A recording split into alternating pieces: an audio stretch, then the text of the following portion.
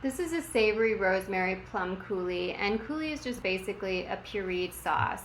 Typically it's strained, typically it's not cooked, but we're not going to strain it today, and we're not going to cook it today, we are going to cook it today because we're rebels.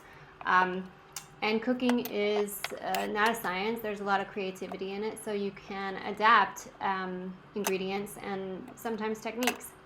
So chopped up the rosemary to go easier into the blender, added some salt, added some white wine. You could also use some vinegar instead of white wine, or lemon juice. And then I'm going to add a little bit of honey because these plums aren't very sweet. If you want it really sweet, add more honey. If you're going more for savory, add more rosemary or some different herbs. Like thyme would be delicious. You could also add ginger, whatever, but this is just the basics.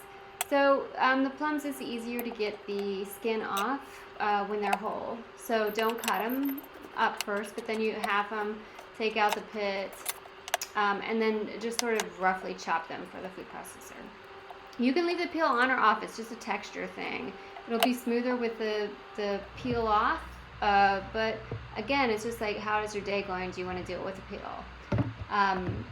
That's it. You're going to put it in the blender, blend it up until it's smooth, and then you're going to taste it, and maybe it needs some more honey if the plums aren't ripe enough. So I'm going to add a little bit more honey, and generally you have to add some more salt. But be careful, because if you're cooking it, it concentrates, and that salt can get intense if you cook it too much. But we're just going to cook it for about 5 to 10 minutes in a saucepan over a medium heat. Just bring it up to a simmer.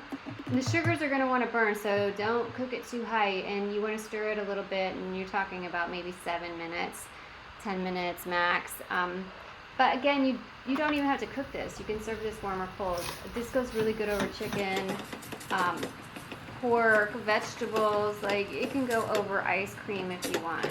I add a little olive oil there. I don't always do that, but sometimes it adds a little bit more depth to the flavor. And you can see it's simmering, it's beautiful, it's thickening up a little bit, and that's it. Super easy coulis. It freezes well. So I'm going to serve this sauce with balsamic pork, and you can also find this balsamic pork recipe on my website. But this is called Rosemary Plum Coulis, and you can find the recipe at eatsimplefood.com.